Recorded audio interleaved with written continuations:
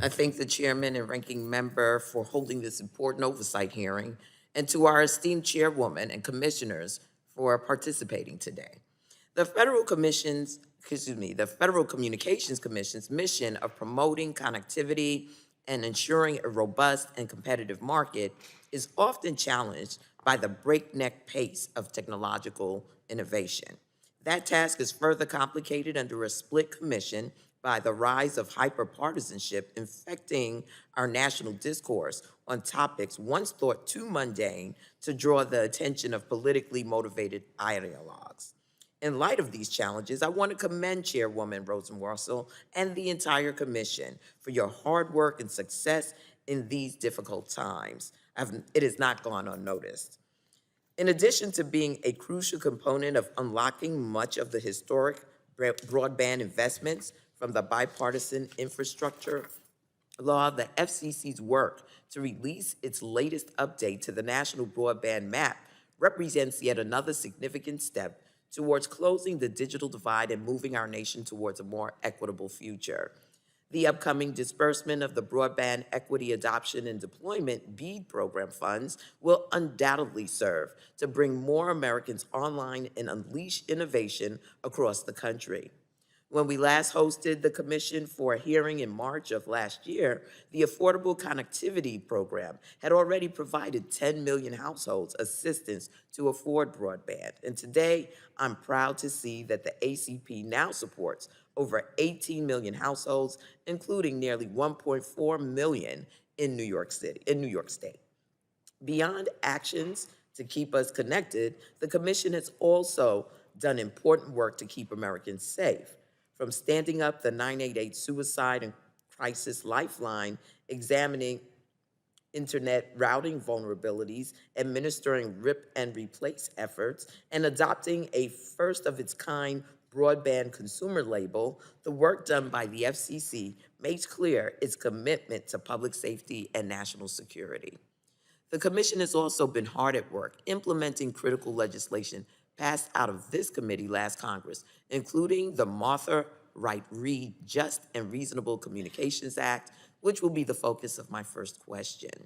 The Martha Wright Reed Just and Reasonable Communications Act directs the FCC to ensure that charges for communication services at correctional facilities are just and reasonable. For incarcerated people and their families, this is a civil rights issue, and studies show that connectivity is so important for reducing recidivism rates and creating better post-release outcomes. Chairwoman, can you provide us an update on the implementation of the Martha Wright Reed Act and tell us how this legislation can allow the Commission to more fully address the predatory rates and other challenges faced by incarcerated people and their loved ones? Thank you for the question, and thank you for your work on this. For far too long, the rates that have been charged for phone calls from our prisons and jails have just been usurious. And the families that are forced to pay them, it's totally unfair, and it means that they can't stay in touch with their loved ones. And as you suggested, that increases the risk of recidivism. The FCC, for over a very long time, starting with the work of my former colleague Mignon Clyburn, tried to address these rates, and we kept on getting our handiwork sent back to us by the courts. That's why the work in the Martha Wright Reed Act is so important. It gives us authority to oversee intrastate rates for the first time and advanced communications. We started a rulemaking to do that, and it is my goal to be able to address this and fix this wrong by next summer, and we're working hard to do just that. Outstanding.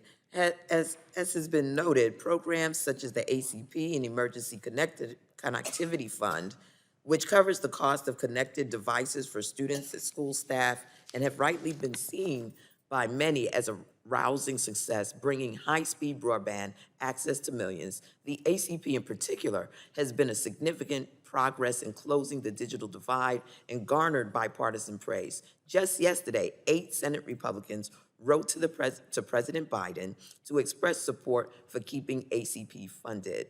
Chairwoman, as a vocal proponent of the ACP, can you please explain for this committee why continued sustainable support for the ACP should remain a priority for Congress, and what is the risk if we allow funding for the ACP to run out? And other commissioners, you can feel free to respond as well. It's really clear that you don't have a fair shot in the 21st century if you don't have access to broadband at home. And as a result of the bipartisan infrastructure law, we've got lots of funds to help with the deployment in largely rural areas, but we're also going to need funds and efforts to address affordability. The ACP is the best program we have ever developed to do that, and we got to make sure it continues. Mr. Chairman, I will yield back and ask the other commissioners if you have any comments, please respond to us in writing.